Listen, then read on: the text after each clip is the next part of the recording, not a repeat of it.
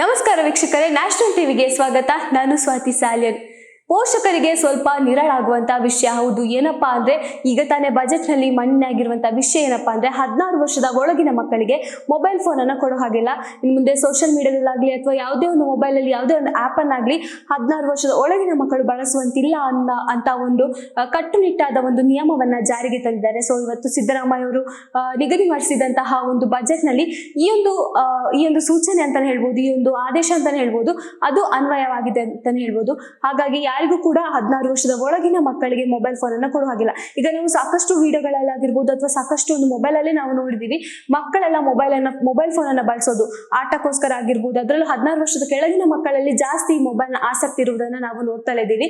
ಅಂತದ್ರಲ್ಲಿ ಆ ಮಕ್ಕಳ ಮೇಲೆ ಅದು ಎಷ್ಟು ಎಫೆಕ್ಟ್ ಆಗುತ್ತೆ, ಯಾವ ರೀತಿ ಮೊಬೈಲ್ ಅನ್ನ ಬಳಸ್ತಾರೆ ಅನ್ನೋದು ಕೂಡ ನಮ್ಗೆ ಆಲ್ರೆಡಿ ಗೊತ್ತಾಗುತ್ತೆ. ಯಾಕಂದ್ರೆ ಈ ಆಟದ ವಿಷಯದಲ್ಲಾಗಿರ್ಬೋದು, ಈ ಗೇಮ್ಸ್ ಎಲ್ಲ ಏನ್ ಬರುತ್ತೋ ಆ ವಿಷಯದಲ್ಲಿ ನೋಡ್ತಾ ಹೋದಾಗ ಮಕ್ಕಳು ಮೊಬೈಲ್ ಫೋನ್ ಅನ್ನ ಯಾವ ರೀತಿ ಯೂಸ್ ಮಾಡ್ತಿದ್ದಾರೆ ಅಥವಾ ಸೋಷಿಯಲ್ ಮೀಡಿಯಾದಲ್ಲಿ ಅವರ ವಿಡಿಯೋಗಳನ್ನ ಮಾಡ್ಕೊಳ್ಳೋದಾಗಿರ್ಬೋದು ಅಥವಾ ಆ ಒಂದು ಮೊಬೈಲ್ ನ ನಾಲೆಜ್ ಇಲ್ಲ ಆದ್ರೂ ಕೂಡ ಆ ಒಂದು ಫೋಟೋ ಆಗಿರ್ಬೋದು ಅಥವಾ ವಿಡಿಯೋಗಳಾಗಿರ್ಬೋದು ಇದನ್ನೆಲ್ಲ ಹಾಕೊಂಡು ರೀಲ್ಸ್ ಮಾಡ್ಕೊಳ್ಳೋದು, ಈ ತರ ಒಂದು ಮಾಡಿದಾಗ ಅದು ಅವರ ಒಂದು ಓದಿಗಾಗಿರ್ಬೋದು ಅಥವಾ ಅವರ ಒಂದು ಲೈಫ್ ಸ್ಟೈಲ್ಗಾಗಿರ್ಬೋದು ಅದೆಷ್ಟು ಎಫೆಕ್ಟ್ ಆಗುತ್ತೆ, ಇದರಿಂದ ಪೇರೆಂಟ್ಸ್ ಗಳಿಗೆ ಎಷ್ಟು ಎಫೆಕ್ಟ್ಸ್ ಆಗುತ್ತೆ ಅನ್ನೋದನ್ನ ಈ ಕುರಿತಾಗಿ ಒಂದು ಅನ್ವಯ ಮಾಡಿಕೊಂಡು ಈ ಒಂದು ನಿರ್ಧಾರವನ್ನ ಜಾರಿಗೆಗೊಳಿಸಿದ್ದಾರೆ ಅಂತ ಹೇಳ್ಬೋದು.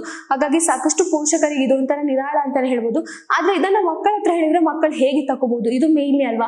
ಯಾಕಂದ್ರೆ ಈಗ ಮಕ್ಕಳ ಹತ್ರ ಮೊಬೈಲ್ ಕೊಡಲ್ಲ ಅಂತ ಹೇಳಿದ್ರೆ ಸಾಕಷ್ಟು ವಿಷಯದಲ್ಲಿ ಅವರು ಸುಸೈಡ್ ಅನ್ನ ಅಟೆಂಪ್ಟ್ ಮಾಡೋದಾಗಿರ್ಬೋದು ಅಥವಾ ತಮ್ಮ ಜೀವಕ್ಕೆ ಏನಾದ್ರು ಹಾನಿಯನ್ನ ಮಾಡೋದಾಗಿರ್ಬೋದು ನಾವು ನೋಡಿದೀವಿ. ಈಗ ಮೊಬೈಲ್ ಫೋನ್ ಕೊಡಲ್ಲ, ಆಟ ಆಡ್ತಾ ಇರ್ತಾರೆ ಮಕ್ಕಳು, ಗೇಮ್ಸ್ ಆಡ್ತಾ ಇರ್ತಾರೆ. ಸೊ ಈಗ ಹೊರಗಿನ ಪ್ರಪಂಚವನ್ನ ಬಿಟ್ಟು ಮಕ್ಕಳೆಲ್ಲ ಒಳಗಿನ ಪ್ರಪಂಚದಲ್ಲಿ ಮೊಬೈಲ್ ಅನ್ನು ಒಂದು ಇಟ್ಕೊಂಡು ಕೂತ್ಕೊಂಡು ಆಟ ಆಡೋದು, ಆ ಮೊಬೈಲ್ ಅಲ್ಲಿ ಗೇಮ್ಸ್ ಅನ್ನ ನೋಡೋದು ಅಥವಾ ಮೊಬೈಲ್ ಗೇಮ್ಸ್ ಆಡೋದು, ವಿಡಿಯೋಗಳನ್ನ ನೋಡೋದು, ಮೂವಿ ನೋಡೋದು, ಇಂಥದ್ದೇ ಮಾಡ್ತಾ ಇರ್ತಾರೆ. ಬಟ್ ಹೊರಗಿನ ಪ್ರಪಂಚವನ್ನ ನೋಡಲ್ಲ.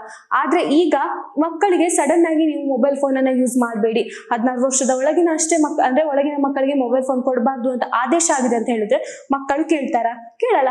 ಯಾಕಂದ್ರೆ ಇಷ್ಟು ದಿನ ಅಭ್ಯಾಸ ಮಾಡ್ಕೊಂಡು ಬಂದಿದೆ ಅದು. ಇದರಲ್ಲಿ ಪೋಷಕರ ತಪ್ಪು ಕೂಡ ಇದೆ. ಯಾಕಂದ್ರೆ ಪೋಷಕರು ಮೊದಲನೇದಾಗಿ ಮೊಬೈಲ್ ಫೋನ್ ಅನ್ನ ಮಕ್ಕಳಿಗೆ ಕೊಡುವಂತಹ ಅಭ್ಯಾಸವನ್ನ ಮಾಡ್ಕೊಂಡಿದೆ ತಪ್ಪಾಗುತ್ತೆ. ಯಾಕಂದ್ರೆ ಈಗ ಮಕ್ಕಳು ಊಟ ಮಾಡಿಲ್ಲ ಅಂದ ತಕ್ಷಣ ಮೊಬೈಲ್ ಫೋನ್ ಅನ್ನ ಕೊಡೋದು, ಮಾತು ಕೇಳಲ್ಲ ಅಂತ ಹೇಳಿದ ತಕ್ಷಣ ಮೊಬೈಲ್ ಫೋನ್ ಅನ್ನ ಕೊಡೋದು, ಅಥವಾ ಇನ್ಯಾವುದೋ ಅವ್ರಿಗೇನೋ ಮಾತಾಡಕ್ಕಿರುತ್ತೆ, ಅವ್ರಿಗೇನೋ ಒಂದು ಡಿಸ್ಕಸ್ ಆಗ್ತಾ ಇರುತ್ತೆ, ಮನೇಲಿ ಏನೋ ಒಂದು ವಿಷಯ ಆಗ್ತಾ ಇರುತ್ತೆ, ಆಗ ಮಕ್ಕಳು ಕೀಟಲಾಡ್ಬೋದು ಅಥವಾ ಮಕ್ಕಳು ಚೇಷ್ಟೆಯನ್ನ ಮಾಡ್ತಿದ್ದಾಗ ಅವರಿಗೆ ಮೊಬೈಲ್ ಫೋನ್ ಅನ್ನು ಕೊಡೋದಾಗಿರ್ಬೋದು. ಈ ತರ ನಾವು ವಿಷಯಗಳನ್ನ ನಾವು ಕೇಳಿ ನಮ್ಮ ಅಕ್ಕಪಕ್ಕದಲ್ಲಾಗಿರ್ಬೋದು ಅಥವಾ ನಮ್ಮ ಕಣ್ಣೆದುರೇ ನೋಡಿದ್ದನ್ನ ನಾವು ಎಲ್ಲಾದ್ರೂ ಕಂಡಿರ್ಬೋದು. ಆದ್ರೆ ಈಗ ಮಕ್ಕಳ ಬಳಿಯಲ್ಲಿ 16 ವರ್ಷದ ಒಳಗಿನ ಮಕ್ಕಳಿಗೆ ಮೊಬೈಲ್ ಫೋನ್ ಇಲ್ಲ ಅಂತ ಹೇಳಿದ್ರೆ ಮಕ್ಕಳು ಕೇಳ್ತಾರ? ಇದೊಂದು ದೊಡ್ಡ ಪ್ರಶ್ನೆ ಆಗಿದೆ ಪೋಷಕರಲ್ಲಿ. ಸೊ ಹೇಗೆ ಇದನ್ನ ಅವಾಯ್ಡ್ ಮಾಡ್ಬೇಕು? ಮಕ್ಕಳಿಗೆ ಮೊಬೈಲ್ ಫೋನ್ ಕೊಟ್ಟಿಲ್ಲ ಅಂದ್ರೆ ಅವ್ರು ಯಾವ ರೀತಿ ತಗೊಳ್ಬಹುದು, ಯಾವ ರೀತಿ ಒಂದು ಎಫೆಕ್ಟ್ ಆಗ್ಬೋದು ಅಥವಾ ಯಾವ ಎಲ್ಲ ಯೋಚನೆಗೆ ಹೋಗ್ಬೋದು ಅನ್ನೋದು ಕೂಡ ಇದು ಮೇನ್ಲಿ ಒಂದು ಪೋಷಕರಿಗೆ ಒಂಥರ ದೊಡ್ಡ ಮೈನಸ್ ಅಂತಾನೆ ಹೇಳ್ಬೋದು. ಯಾಕಂದ್ರೆ ಮಕ್ಕಳನ್ನ ಹೇಗೆ ಯಾವ ರೀತಿಯಲ್ಲಿ ಕನ್ವಿನ್ಸ್ ಮಾಡಬೇಕು ಅನ್ನೋದು ಪೋಷಕರಿಗೆ ಒಂದು ಸ್ವಲ್ಪ ಧೈರ್ಯ ತಗೊಳ್ಳುವಂತ ವಿಷಯ.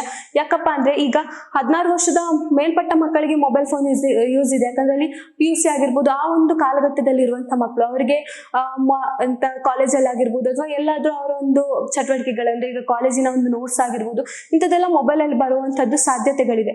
ಬಟ್ 16 ವರ್ಷದ ಕೆಳಗಿನ ಮಕ್ಕಳಿಗೆ ಅಂಥದ್ದು ಯಾವುದೇ ಒಂದು ವ್ಯವಸ್ಥಿತವಾಗಿರುವಂತಹ ಒಂದು ಯೋಜನೆ ಬಂದಿಲ್ಲ ಇಲ್ಲಿ ತನಕ.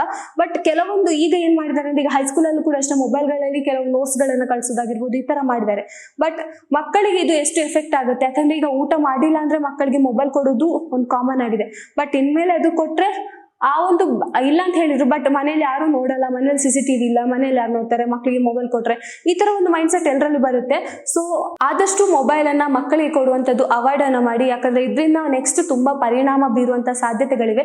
ಯಾಕಂದ್ರೆ ನಾವು ಇತ್ತೀಚೆಗೆ ಅಷ್ಟೇ ಸಾಕಷ್ಟು ವಿಷಯಗಳು ಮೊಬೈಲ್ ಫೋನ್ ಕೊಟ್ಟಿಲ್ಲ ಅಂತ ಹೋಗಿ ಬಾವಿಗೆ ಹಾರೋದು ಅಥವಾ ಇನ್ನೇನೋ ಒಂದು ಕೆಲಸ ಮಾಡ್ಕೊಳ್ಳೋದು ಅಥವಾ ಇನ್ನೇನೋ ತಪ್ಪು ನಿರ್ಧಾರಗಳನ್ನ ತಗೊಳ್ಳೋದಾಗಿರ್ಬೋದು, ಈ ತರ ಮಕ್ಕಳು ಮಾಡ್ತಿದ್ದಾಗ ಅದಕ್ಕಿಂತ ಮುಂಚಿತವಾಗಿ ನಾವು ಯೋಚನೆಯನ್ನ ಮಾಡ್ಬೇಕಿತ್ತು. ಅಂದ್ರೆ ಮೊಬೈಲ್ ಕೊಡೋಕ್ಕಿಂತ ಮುಂಚಿತವಾಗಿ ನಾವು ಇದನ್ನ ಯೋಚನೆಯನ್ನ ಮಾಡ್ಬೇಕಿತ್ತು. ಬಟ್ ಅಂದ್ರೆ ಕಾಲ ಕೈ ತಪ್ಪೋಗಿದೆ ಅಂತ ಹೇಳ್ತಾರಲ್ಲ, ಸೊ ಆ ರೀತಿ ಈಗ ತಪ್ಪೋಗಿದೆ. ಆದ್ರೆ ಈ ಒಂದು ನಿರ್ಧಾರದಿಂದ ಎಷ್ಟೋ ಪೋಷಕರಿಗೆ ಒಂಥರ ನಿಟ್ಟುಸಿರು ಬಿಡುವಂತಾಗಿದೆ. ಮಕ್ಕಳಿಂದ ಒಂದು ಫೋನ್ ಅನ್ನ ಕಿತ್ತುಕೊಳ್ಳುವಂತಹ ಒಂದು ಪ್ಲಸ್ ಪಾಯಿಂಟ್ ಇಲ್ಲಿ ಆಗ್ತಾ ಇದೆ. ಯಾಕಂದ್ರೆ ಈ ಒಂದು ನಿರ್ಧಾರದಿಂದ ಸಿದ್ದರಾಮಯ್ಯ ಅವರು ಮಂಡಿಸಿದಂತ ಈ ಬಜೆಟ್ ನಿರ್ಧಾರದಿಂದ ಎಷ್ಟೋ ಪೋಷಕರಿಗೆ ಸ್ವಲ್ಪ ನಿರಾಳವನ್ನ ತಂದುಕೊಟ್ಟಿದೆ ಅಂತ ಹೇಳ್ಬೋದು.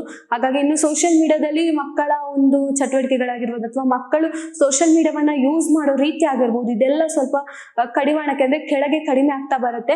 ಯಾಕಂದ್ರೆ ನಾವೀಗ ಸೋಷಿಯಲ್ ಮೀಡಿಯಾದಲ್ಲಿ ನೋಡ್ತಾ ಹೋದಾಗ ಟ್ರೆಂಡಿಂಗ್ ಇರೋದೇ ಮಕ್ಕಳ ವಿಡಿಯೋಸ್ಗಳಾಗಿರ್ಬೋದು, ಮಕ್ಕಳು ರೀಲ್ಸ್ ಮಾಡೋದಾಗಿರ್ಬೋದು, ಅದು ಪೋಷಕರು ಮಾಡಿದ್ರೆ ಓಕೆ, ಬಟ್ ಅದು ಮಕ್ಕಳ ಕೈಯಲ್ಲಿ ಕೊಟ್ಟು ಮಕ್ಕಳು ಇನ್ನೇನೋ ಮಾಡೋದಾಗಿರ್ಬೋದು, ಈ ತರ ಇದ್ರಿಂದ ಅವರ ಜೀವನಕ್ಕೆ ಇದು ಎಷ್ಟು ಎಫೆಕ್ಟ್ ಆಗುತ್ತೆ ಅನ್ನೋ ಒಂದು ಸುತ್ತೋಲೆಯ ಪ್ರಕಾರ, ಆ ಒಂದು ಯೋಜನೆಯ ಪ್ರಕಾರ ಈ ಒಂದು ನಿರ್ಧಾರವನ್ನ ತೆಗೆದುಕೊಳ್ಳಲಾಗಿದೆ. ಸೊ ಇದಕ್ಕೆ ಪೋಷಕರ ಒಂದು ಬೆಂಬಲವೂ ಸಿಕ್ಕಿದೆ, ಪೋಷಕರಿಂದ ಮೆಚ್ಚುಗೆಯೂ ಸಿಕ್ಕಿದೆ.